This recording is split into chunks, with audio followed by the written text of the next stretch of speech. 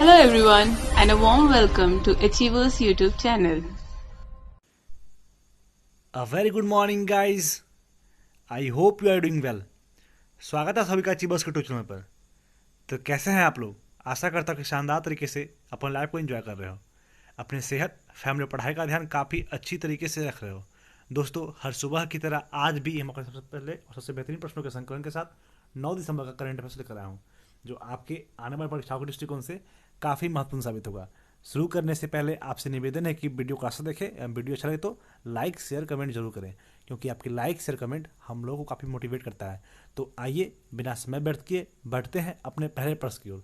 उससे पहले जो लोग हमारे चैनल पर नए जुड़े हैं, जिन्होंने हमारे चैनल को सब्सक्राइब नहीं किया है, उनसे मेरा रिक्वेस्ट है प्लीज़ चैनल को सब्सक्राइब कर दें एवं बेल आइकन दबाकर ऑल पे टैप कर दें। उससे क्या होगा, जो भी हमारे साइड से रेगुलर अपडेट होगा वो आपको सबसे पहले मिल सकेगा। ठीक है, तो चलिए मूव करते हैं आज के पहले प्रश्न की तरफ। पहला प्रश्न है, अंतर्राष्ट्रीय भ्रष्टाचार विरोधी दिवस कब मनाया जाता है? When is international anti corruption day celebrated? तो ये हर साल 9 दिसंबर को अंतर्राष्ट्रीय भ्रष्टाचार विरोधी दिवस मनाया जाता है।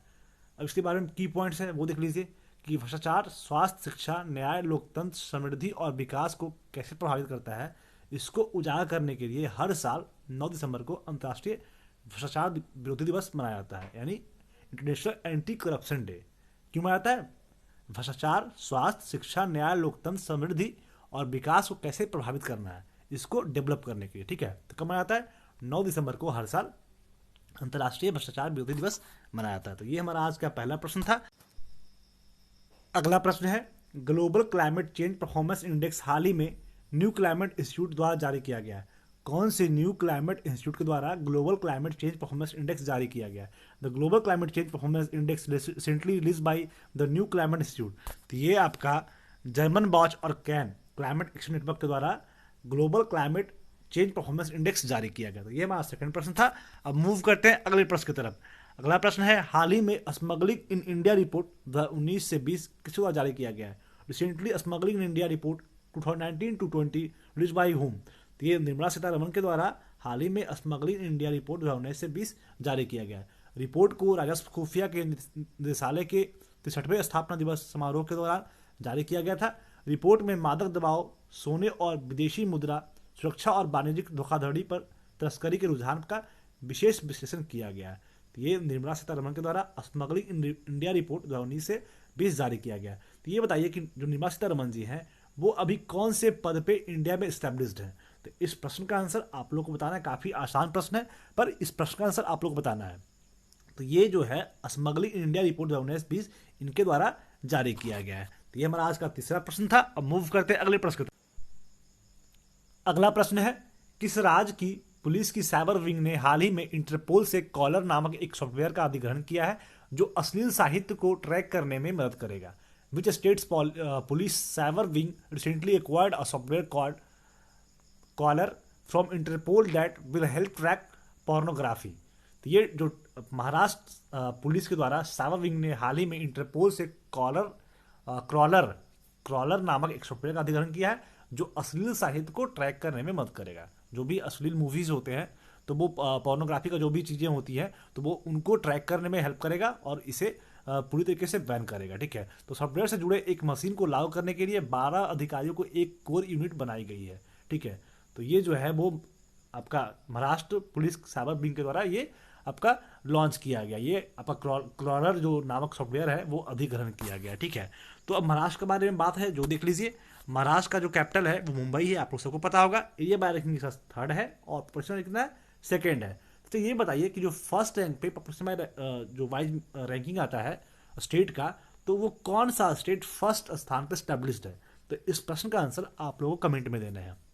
ठीक है, मैं 2 प्रश्न आप लोग से पूछ चुका हूँ, तो जितने सारे मैं प्रश्न पूछता हूँ आप लोग को सारे प्रश्न का आंसर देना है और वीडियो को लाइक भी करना है। तो ये आपकी काम है, मेरा काम है लेक्चर बनाना और आप लोग को पढ़ाना। बाकी आपका काम क्या है? वीडियो को लाइक करना और क्वेश्चंस का आंसर देना। ठीक है, गवर्नर है भगत सिंह कोश्यारी, कहाँ के? महाराष्ट्र के। चीफ मिनिस्टर उद्धव ठाकरे हैं और डिप्टी चीफ मिनिस्टर कौन है? अजित पवार है। विधान परिषद में 78 सीट है और विधानसभा में 288 सीट है। राज्यसभा में 19 सीट है और लोकसभा में 48 सीट है। यहाँ पे कुछ इंपॉर्टेंट नेशनल पार्क है, जैसे हो गया Chandauli national park, Nigaur national park, Sanjay Gandhi national park हो गया, तडोबा हो गया और गुगमल हो गया। तो ये जो जो कुछ है, जैसे चंदोली हो गया, संजय नेशनल पार्क, ठडोबा, घुघुमल और निगौन, तो ये जो है सारे इंपॉर्टेंट है और आप लोग को बिल्कुल याद कर लेना चाहिए। जब भी आपका नेशनल पार्क से क्वेश्चन आता है तो इससे पूछने का बहुत ज़्यादा चांसेस रहता है, तो बस आप लोग को याद कर लेने हैं। आपको 2 नंबर एक क्वेश्चन आपका नेशनल पार्क से याद आ जा रहा है, तो इसे याद करने में काफ़ी आसान होगा ना। इससे तो आएगा ही, आपका नेशनल पार्क से एग्जाम में क्वेश्चन आता ही है। तो ये आपका अगर सब मिला के आपको नेशनल पार्क याद करना होगा तो मैक्सिमम 50 होगा। तो 50 अगर जो याद करो उसे 2-3 नंबर आ रहा है, तो उससे अच्छी अपॉर्चुनिटी क्या हो सकती है नंबर गॉट करने का। तो बस आप लोग याद कर लीजिए। अब देखते हैं कि महाराष्ट्र जो है वो किस किस राज्य से बाउंड्री टच करता है। आप लोग मैप में देख लीजिए, आपको सहूलियत होगा। जब भी आपको स्टेट का लोकेशन पढ़ना हो या फिर कंट्री का लोकेशन पढ़ना हो तो आप मैप के थ्रू पढ़ा कीजिए। उससे क्या होगा कि आपको जो भी चीज़ें होंगी वो आराम से याद हो जाएंगी और आपको एक्चुअली जहाँ जहाँ जो चीज़ें हैं वो हमेशा के लिए माइंड में रह जाएगा। तो आपका एटलस का, ऑक्सफोर्ड का एटलस आता है, स्टूडेंट एटलस आता है, उससे जो भी चीज़ें होते हैं वो आप पढ़ लिया कीजिए। एक बुक होता है, उसमें आपका पूरा वर्ल्ड का मैप रहता है, आपका कॉन्टिनेंट वाइज रहता है और स्टेट्स का, जैसे इंडिया का जो है तो इंडिया में पूरे स्टेट्स वाइज आपका दिया गया है। तो आप एक बुक खरीद लीजिए और उससे सारे स्टेट्स का, सारे कंट्रीज का लोकेशन देख सकते हो। और आपको कौन से कॉन्टिनेंट कहाँ पड़ता है, कौन सा आपका सी कहाँ पड़ता है, कौन सा लेक कहाँ पड़ता है, वो सारी चीज़ें आपको मैप के थ्रू याद हो जाएंगी। ठीक है, तो आप लोग खरीद लीजिए और उससे पढ़ा कीजिए। यहाँ पे देखना है हमको क्या, महाराष्ट्र का मतलब कहाँ कहाँ से बाउंड्री शेयर करता है। तो आप लोग देख लीजिए, मैप में तो साफ साफ दिख रहा है ना, गुजरात से शेयर कर रहा है, मध्य प्रदेश से, छत्तीसगढ़ से, आंध्र प्रदेश से, कर्नाटका से, और एक यहाँ पे गोवा है। तो ये कुछ राज्य है जिससे आपका महाराष्ट्र का बाउंड्री टच करता है। तो देखिए कितना आसान पढ़ना हुआ। यहाँ पे आपको महाराष्ट्र का लोकेशन भी हो गया। जब भी कोई इंसान पूछेगा कि महाराष्ट्र कहाँ पे है, तो आप आंख बंद करोगे ना तो आपको एग्जैक्टली लोकेशन कहाँ पे है, कहाँ पे महाराष्ट्र है, वो आपको साफ दिख जाएगा। और कौन कौन से स्टेट टच कर रहा है वो भी आपको साफ दिखेगा। ठीक है, तो ये है मैप से पढ़ने का तरीका जो आपके हमेशा दिमाग में याद हो जाएगा। जो भी चित्र से पढ़ते हैं ना उसको हमेशा के लिए याद होता है। तो ये आपको विशेष कहना नहीं, विशेष करना है। तो आप लोग जाइए, खरीदिए और आप लोग अपना पढ़ाई अच्छी तरीके से सुचारू रूप से चलाइए। 5वां प्रश्न है, किस राज्य सरकार ने हाल ही में दुनिया भर में थारू जनजातियों की अनूठी संस्कृति को लेने के लिए एक योजना शुरू की है? Which state government has recently launch a scheme to capture the unique culture of Tharu tribesmen around the world? तो ये उत्तर प्रदेश राज्य सरकार के द्वारा थारू जनजातियों की अनूठी संस्कृति को लेने के लिए एक योजना शुरू की गई है। ठीक है, योजना का उद्देश्य इन आदिवासी को गांवों को पर्यटन मानचित्र पर लाना है। इससे क्या होगा, इस योजना का उद्देश्य क्या है, आदिवासी को गांवों का पर्यटन मानचित्र पर लाना है। ठीक है, तो ये जो है वो उत्तर प्रदेश के द्वारा दुनिया भर में थारू जनजातियों की अनूठी संस्कृति को लेने के लिए एक योजना शुरू किया गया। तो ये हमारा आज का 5वां प्रश्न था। अब मूव करते हैं अगले प्रश्न की तरफ। उससे पहले यूपी में किया गया है, यूपी में ये योजना लाया गया है। तो यूपी के बारे में जो भी फैक्ट्स है वो देख लेते हैं। कैपिटल हो गया इसका लखनऊ और लाइन सिटी से कानपुर हो गया। गवर्नर आनंदीबेन पटेल हो गए और चीफ मिनिस्टर कौन हो गया, योगी आदित्यनाथ। ठीक है, डिप्टी सीएम हो गया केशव प्रसाद मौर्य। और विधानसभा में कितना सीट है, 403 सीट है। विधान परिषद में 100 सीट है और राज्यसभा में 31 सीट है।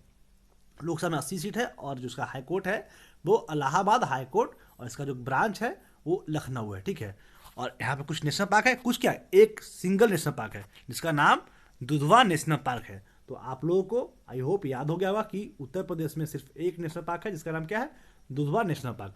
अब ये देख लीजिए कि उत्तर प्रदेश जो है वो किस किस राज्य से बाउंड्री टच करता है। तो ये जो है आपको यहाँ पे एग्जैक्टली उत्तर प्रदेश का मैप है। बिहार से टच कर रहा है, झारखंड से कर रहा है, छत्तीसगढ़ से, मध्य प्रदेश, राजस्थान, हरियाणा, फिर एक दिल्ली हो गया, ये जो रेड वाला है वो दिल्ली हो गया, और उत्तराखंड। तो ये कुछ राज्य जो है जिससे क्या हो रहा है, आपका उत्तर प्रदेश का बाउंड्री टच हो रहा है। और यहाँ पे आपका इस क्षेत्र में आपका नेपाल होगा जिससे एक देश है, सिंगल देश है जिससे इसका बाउंड्री शेयर होता है। तो ये जो था आपका, ये उत्तर प्रदेश कहाँ पे एग्जिस्ट करता है और किस किस राज्य से बाउंड्री से टच करता है उसके बारे में बात था। अगला प्रश्न देखते हैं, निम्नलिखित में से किस 2 शहरों के यूनेस्को के विश्व विरासत शहरों की सूची में शामिल किया गया है? Which of the following 2 cities has been included in the UNESCO world heritage sites list? तो ये मध्य प्रदेश के ओरछा और ग्वालियर शहरों को यूनेस्को के विश्व विरासत स्थल के शहरों की सूचियों में शामिल किया गया है। ठीक है, ओरछा शहर, यह शहर अपने महलों और मंदिरों के लिए प्रसिद्ध है और 16वीं शताब्दी में बुंदेल साम्राज्य की राजधानी थी। ग्वालियर शहर, ये तो ओरछा बारे में था, अब देखिए ग्वालियर के बारे में। ग्वालियर शहर अपने मंदिरों और महलों के लिए जाना जाता है। ग्वालियर किले को पवित्र जैन मूर्तियों के साथ एक घुमावदार सड़क के माध्यम से पहुंचा जा सकता है और एक बलुआ पत्थर के पठार पर स्थित है। यह अब एक पुरातात्विक संग्रहालय है जिसमें 15वीं शताब्दी की ऊंची दीवारें हैं। तो ये जो क्वेश्चन था क्या था कि यूनेस्को के आपके वर्ल्ड हेरिटेज साइट में कौन से 2 सिटीज को शामिल किया गया। तो ये मध्य प्रदेश के 2 सिटीज है, एक तो हो गया ओरछा और दूसरा हुआ ग्वालियर। तो ये जो क्वेश्चन है ना वो आपके अपकमिंग एग्जाम जैसे आपका हो गया एनटीपीसी और आपका अभी दिल्ली पुलिस चल रहा है तो दिल्ली पुलिस में तो आएगा नहीं, एलडीसी हो गया या जो भी आपके आने वाले समय में परीक्षा होने वाले हैं तो उसके लिए काफ़ी इंपॉर्टेंट क्वेश्चन हो सकता है। कौन 2 शहर है? ओरछा और ग्वालियर। ये दोनों मध्य प्रदेश का शहर है जिसे आपके यूनेस्को के वर्ल्ड हेरिटेज सिटीज के लिस्ट में शामिल किया गया है। तो आप लोग बिल्कुल इसे इग्नोर मत कीजिएगा, ये क्वेश्चन को बिल्कुल याद कर लीजिए, अपने माइंड में रख लीजिए, कोई कोने में हम बैठा लीजिएगा कि ये क्वेश्चन पक्का आएगा, ठीक है, आप एग्जाम में। तो चलिए अब मूव करते हैं अगले प्रश्न की तरफ। अगला प्रश्न है 2024 में पेरिस ओलंपिक में किस नृत्य शैली की शुरुआत होगी? Which dance form will make its Olympic debut in Paris Olympic in 2024? तो ये ब्रेक डांस, ये भी काफी इंपॉर्टेंट क्वेश्चन हो सकता है। ब्रेक डांस को 2024 पेरिस ओलंपिक में ये नृत्य शैली को पहली बार ऐड किया जा रहा है, ठीक है। ब्रेक डांस जो है एक प्रकार डांस है और इसे 2024 में पेरिस ओलंपिक में इस नृत्य शैली को शुरुआत किया जाएगा, ठीक है। Break dance also popularly known as breaking is said to make its Olympic debut at the Paris 2024 games. Breaking dancing will be the first dance sport event to appear at the Olympic games. तो जो आपका breaking dance है वो first आपका dance sport event होगा जो कि Olympic games में अपीयर होने वाला है, शामिल होने वाला है। तो ये जो क्वेश्चन है वो आपके लिए काफ़ी इंपॉर्टेंट हो सकता है क्योंकि पहली बार कोई एक डांस स्पोर्ट अपीयर हो रहा है, शामिल हो रहा है आपके ओलंपिक गेम्स में। तो क्या नाम है इसका? Break dance. तो बिल्कुल आप लोग याद कर लीजिएगा, ठीक है।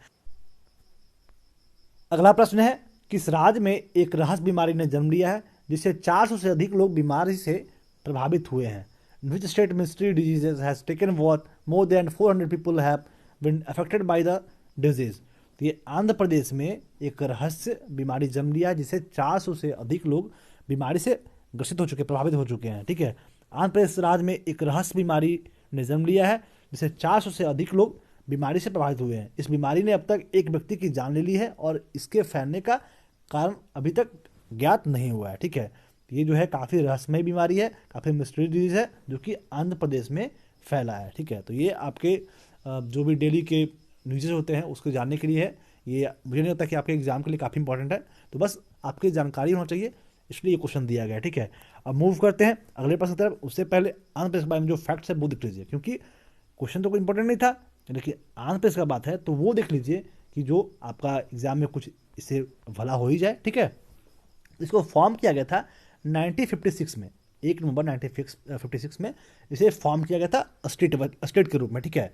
इसका जो कैपिटल है वो 3 कैपिटल है। ऐसे तो जो मुख्य रूप से कैपिटल है आंध्र प्रदेश का वो अमरावती है, लेकिन 3 कैपिटल है, एग्जीक्यूटिव कैपिटल है, लेजिस्लेटिव है और जुडिशियल है। तो जो एग्जीक्यूटिव कैपिटल है वो हो गया विशाखापट्टनम और लेजिस्लेटिव कैपिटल हो गया अमरावती और जो कुरनूल हो गया वो इसका जुडिशियल कैपिटल हो गया। तो 3 टाइप का कैपिटल है, एग्जीक्यूटिव, लेजिस्लेटिव और जुडिशियल, विशाखापट्टनम, अमरावती और कुरनूल। तो ये 3 इसका कैपिटल हो गया। गवर्नर हो गए विश्वभूषण हरिचंदन और चीफ मिनिस्टर वाई.एस. जगनमोहन रेड्डी। विधानसभा में 175 सीट है और विधान परिषद में कितना 58 सीट है। राज्यसभा में 11 सीट है और लोकसभा में कितने सीट है 25 सीट है। एरिया बाय रैंकिंग का 7th है और पॉपुलेशन में कितना है 10th है। यहाँ पे कुछ इंपॉर्टेंट नेशनल पार्क है, पापीकोंडा हो गया, श्री वेंकटेश्वर पार्क हो गया और राजीव गांधी नेशनल पार्क हो गया। तो ये कुछ इंपॉर्टेंट नेशनल पार्क रह गया। अब देखना है कि आपका जो मतलब आपका जो ये है आंध्र प्रदेश है वो कहाँ पे एग्जिस्ट करता है। तो ये आंध्र प्रदेश का मैप है। धीरे धीरे आपको सारे राज्यों का लोकेशन याद हो जाएगा, ठीक है। तो इसे बाउंड्री टच करता है उड़ीसा, छत्तीसगढ़, महाराष्ट्र, कर्नाटका और तमिलनाडु। तो ये कुछ राज्य है जिससे इसका बाउंड्री शेयर हो रहा है, किससे? आंध्र प्रदेश से। अब मूव करते हैं अगले प्रश्न की तरफ।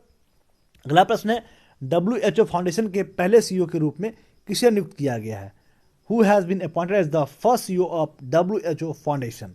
तो अनिल सोनी जी को WHO के पहले CEO के रूप में नियुक्त किया गया है। Indian origin global health expert Anil Soni has been appointed as the inaugural chief executive officer of newly launched WHO Foundation. Sony will assume his name role from January 1, 2021.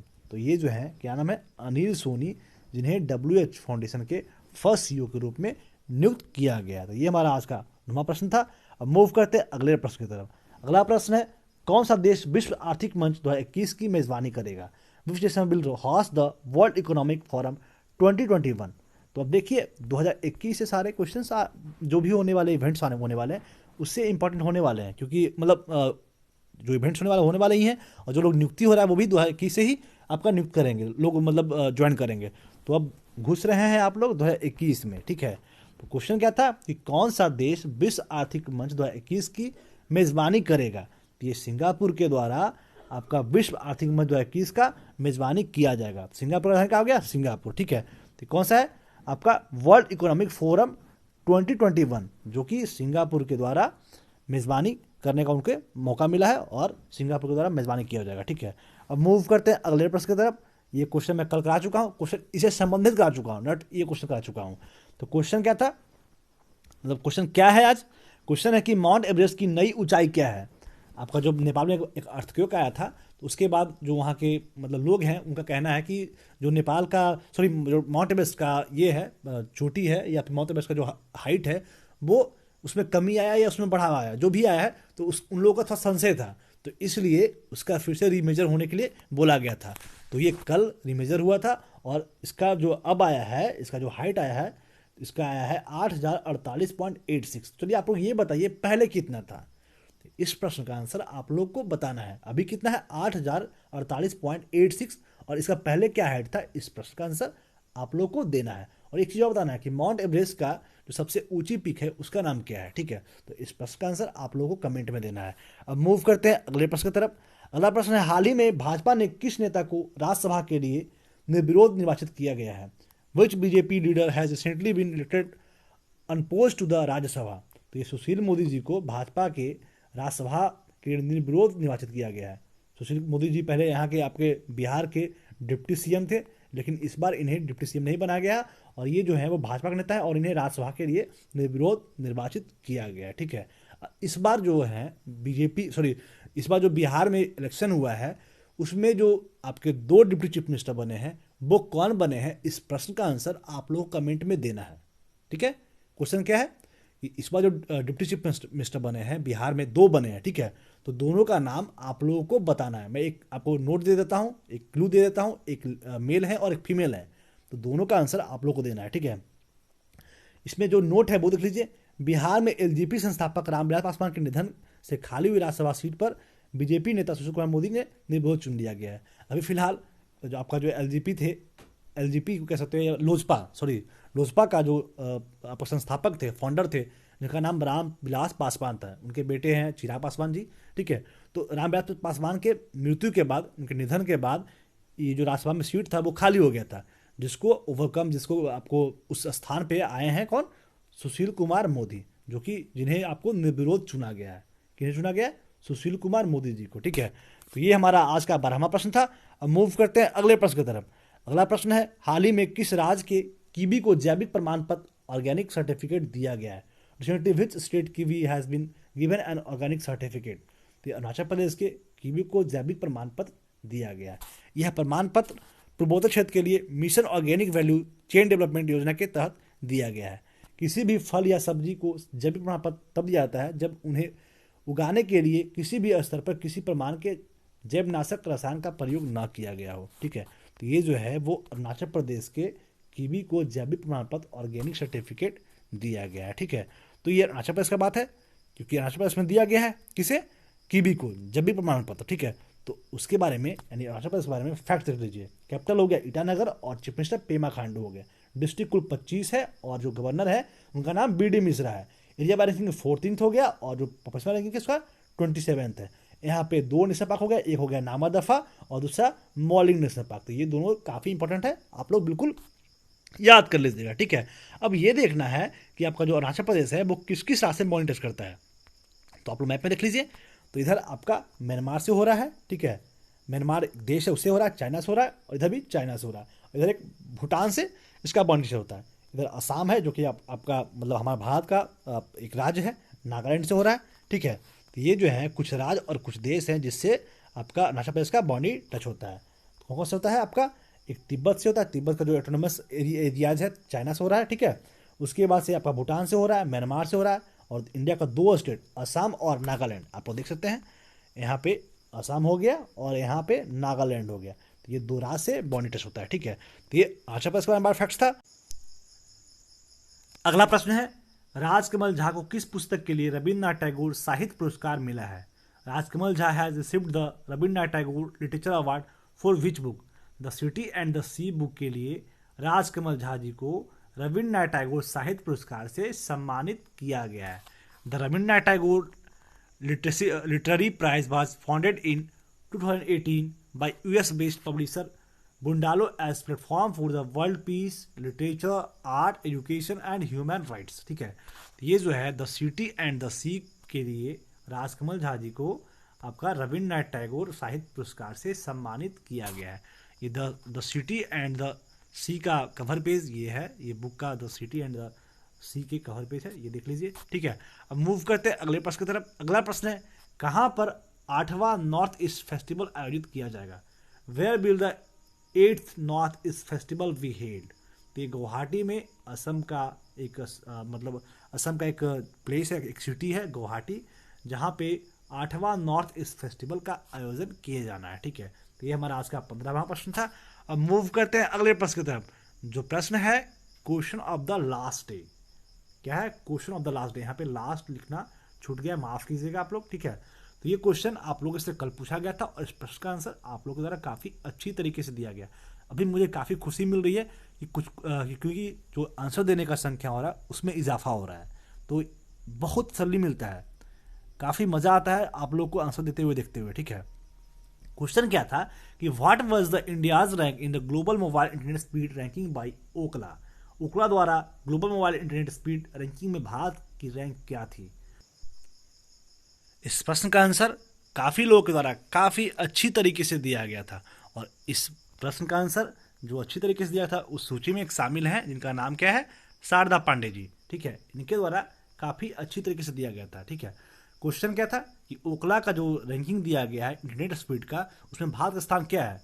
तो भारत का स्थान 131 है। ठीक है, Ookla's Speedtest global index for mobile internet speeds and place 70 on the index for fixed broadband speeds in the month of September October 26, 2020। ठीक है, ये जो है वो 131st रैंक इंडिया का रहा है। ठीक है, एक और प्रश्न में पूछा था कि जो पेटा के द्वारा जो अवार्ड दिया गया था the person of the year 2019 का, तो वो किन्हें दिया गया था? तो ये विराट कोहली जी को दिया गया था। आई थिंक उससे पहले उनके पत्नी अनुष्का शर्मा को दिया गया था। तो जो लास्ट टाइम जो था 2019 में वो विराट कोहली जी को दिया गया था। तो ये जो प्रश्न था, जो मैंने प्रश्न पूछा था, और ये जो प्रश्न था आपका क्वेश्चन द लास्ट डे, इस प्रश्न का आंसर इन लोगों के द्वारा दिया गया काफ़ी अच्छे तरीके से। इसी तरीके से आप लोग हर दिन देते रहिए आंसर और हमें खुश करते रहिए, और आप लोग हमेशा मेरे से अच्छी अच्छी बातें सुनते रहिए और बस अच्छा करते रहिए। यही तो आप लोग से आशा लेके बैठे हैं ना हम लोग। ठीक है, अब मूव करते हैं क्वेश्चन ऑफ द डे, और इस प्रश्न का आंसर आप लोगों को कमेंट में देने हैं। ठीक है, क्वेश्चन क्या है, वायु प्रदूषण के कारण विश्व की पहली मृत्यु कहाँ दर्ज की गई है? Where is the world first death recorded due to air pollution? Option A France, option B रूस, ऑप्शन सी जर्मनी और ऑप्शन डी ब्रिटेन। तो इस प्रश्न का आंसर आप लोग कमेंट में देना है। अभी जो मैं अन्य प्रश्न पूछा हूं उस प्रश्न का भी आंसर आप लोग को कमेंट में जरूर देना। यदि आप जीके, जीएस या स्टैटिक के कोई भी विषय का फ्री स्टडी मटेरियल पढ़ना चाहते हैं तो हमारे वेबसाइट पर ज़रूर विजिट करें, जिसका लिंक नीचे डिस्क्रिप्शन में दिया हुआ है। साथ ही साथ जीके, जीएस, करंट अफेयर्स की डेली क्यूज़ के लिए हमारे टेलीग्राम ग्रुप को ज्वाइन करें। आज के पीडीएफ के लिए हमारे ऑफिशियल टेलीग्राम चैनल को सब्सक्राइब करें, इसका भी लिंक नीचे डिस्क्रिप्शन में दिया हुआ है। आप लोग पढ़ते रहें, घर पे रहें, सुरक्षित रहें, और यदि वीडियो अच्छा लगे तो लाइक कर दें और इसे अपने सगे संबंधियों दोस्तों में शेयर करें। और यदि आप हमारे चैनल पर नए हैं तो चैनल को सब्सक्राइब कर लें। वीडियो में अंत तक बने रहने के लिए बहुत बहुत धन्यवाद। मिलते हैं आपसे अगले दिन। जय हिंद।